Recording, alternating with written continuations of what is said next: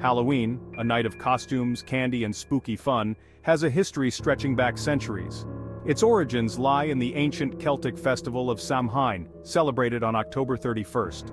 The Celts, who lived in areas that are now Ireland, Britain, and northern France, observed this day as a time of transition and liminality. Samhain marked the end of the harvest season and the beginning of the dark, cold winter.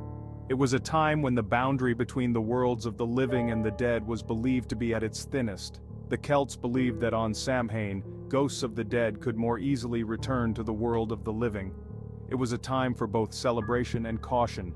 People gathered to feast, honor the dead, and divine the future. While the coming winter promised hardship, it was also a time for reflection and connection with the supernatural. Samhain was the most important of the 4 Celtic fire festivals, which marked key points in the agricultural year. Huge bonfires were kindled on hilltops, their flames visible for miles around. These bonfires served a practical purpose. They were used to burn offerings to the gods and to relight hearth fires extinguished the previous day. The Celts believed that the veil between the worlds was thin on Samhain. This allowed both good and malevolent spirits to cross over. To appease these spirits, people left food and drink offerings outside their homes. They also wore costumes often made from animal skins to disguise themselves from harmful spirits. Divination was also an important part of Samhain. People sought answers about the future through various rituals and by interpreting omens. As the Roman Empire expanded, it came to encompass Celtic territories. With Roman rule came the integration of Roman traditions and festivals into the existing Celtic framework. 2 Roman festivals, Feralia and Pomona, had a significant influence on Samhain. Feralia, celebrated on October 21st, honored the dead and involved making offerings to appease their spirits. Pomona, celebrated on November 1st, was a harvest festival dedicated to the Roman goddess of fruits and trees. The merging of these Roman festivals with the existing Celtic celebration of Samhain contributed to the evolving traditions surrounding the end of October. Offerings to the dead continued, and the themes of harvest, the turning of the year, and the supernatural remained central. Section 4. The Rise of All Hallows' Eve, a Christian adaptation. With the spread of Christianity throughout Europe, the Church sought to assimilate pagan holidays into the Christian calendar. In the 9th century, Pope Gregory IV moved the feast of All Saints' Day, also known as All Hallows' Day, from May 13th to November 1st. This strategic placement aligned it with the traditional date of Samhain. The evening before All Saints' Day became known as All Hallows' Eve, or Halloween.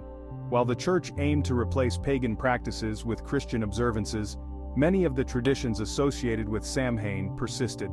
The association of Halloween with the dead continued, and the belief that spirits could roam the earth on this night remained strong. Section 5. Medieval Halloween, Souling, Guising, and Superstitions. During the Middle Ages, Halloween became a time for both solemn religious observance and raucous celebration. All Hallows' Eve was the eve of a holy day, and people attended church services and prayed for the souls of the departed. However, many of the ancient customs associated with Samhain continued, albeit with a Christian interpretation. One such custom was souling, a precursor to modern-day trick-or-treating.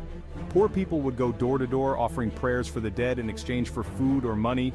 Another tradition was guising, where people would dress up in costumes and go from house to house, often performing songs or poems in exchange for treats. Superstitions also abounded on Halloween. It was believed to be a night when divination was particularly potent, and young people in particular engaged in rituals and games to divine their future spouses. Section 6.